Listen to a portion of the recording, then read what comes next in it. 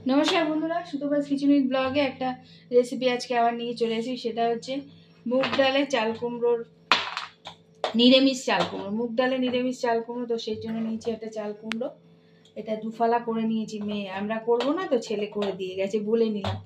আর কাঁচা লঙ্কা, আর এখানে হচ্ছে নিয়েছি একটুখানি, খুব সামান্য মশলা লাগে, সবাই জানে যারা রান্না করে মুগ ডাল দিয়ে চাল কুমড়ো। একটু হিং নিয়েছি, ঘি নিয়েছি, আর নিয়েছি একটুখানি হলুদ, নুন, মিষ্টি যা যায়। এটাতে ধনে পাতাও দেয়, কিন্তু আমার আবার একটুখানি ওই ঘি আর একটুখানি গরম মশলা দেবো, এই ফ্লেভারটা ভালো লাগে। তো চলো, সবার আগে আমি মুগ ডালটা একটু সিদ্ধ করে নেবো রান্নাঘরে। এখানে আমি বাটিতে একটা মুগের ডালটা একটু সিদ্ধ করে নেব, আর তারপরে আমি একটুখানি ওই চাল কুমড়োটা কেটে নিয়ে তারপর ফেরত আসছি, একটুখানি নুন দিয়ে ডালটা একটু সিদ্ধ করে নিই। চাল কুমড়োটা আমার কাটা হয়ে গেছে, আর এই যে আমি একটু গরম মশলা দেবো, এটা নিয়ে এসেছি, আর 5 ফোড়ন দেবো, এটা আমি 5 ফোড়ন দেবো। তো চলো এবার রান্নাঘরে চলে যাবো, ডালটা সিদ্ধ বসিয়েছি। কড়াইয়ে আমি তেল বসিয়ে দিয়েছি, আর কড়াই থেকে ধুয়ে এটা আমি থালাতে তুলে নিয়েছি চাল কুমড়োটা। আমি একটু আলু দিয়েছি কুচি করে, এটা অপশনাল, আমি দিয়েছি কারণ চাল কুমড়ো তো কমে যায় মজলে, তাই একটু আলু দিয়েছি একদম ওরমভাবে কুচি করে। আর সব মশলাপাতি এনে নিয়েছি, ডালটা সেদ্ধ আছে। শুকনো লঙ্কা 5 ফোড়ন,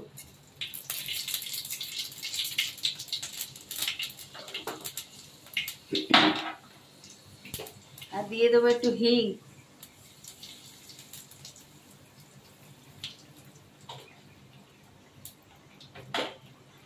দুটো কাঁচা লঙ্কা।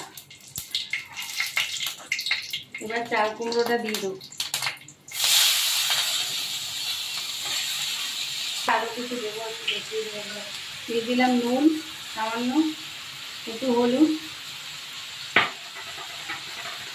টমেটোটা দিয়ে দিলাম,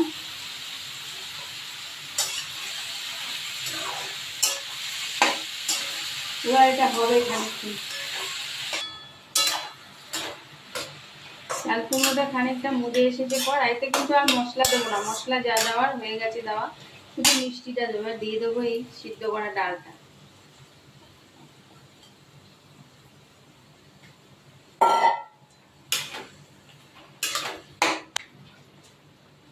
স্বাদ মতো মিষ্টি দিয়ে দিলাম, নুন দিয়ে দিয়েছি। এবার এটা এই ডালটার সাথে হবে।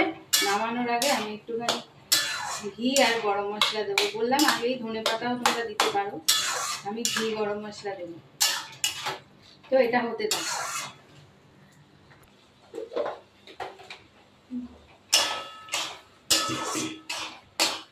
এটা কিন্তু হয়ে গেছে। এবার আমি দিয়ে দেবো একটু গরম মশলা আর সামান্য একটু ঘি।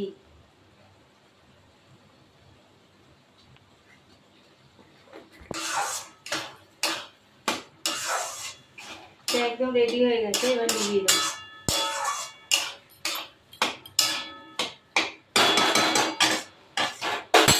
গ্যাসটা নিভিয়ে দিলাম,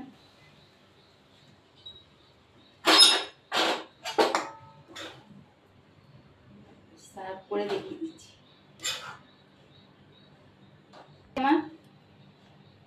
হয়ে গেছে আমার মুগ ডাল দিয়ে চাল কুমড়ো। যদি ভালো লাগে তাহলে একটু সাথে, তো এই রেসিপিটা সবাই বানায় জানি, তবু আমি কিভাবে করলাম সেটাই দেখালাম।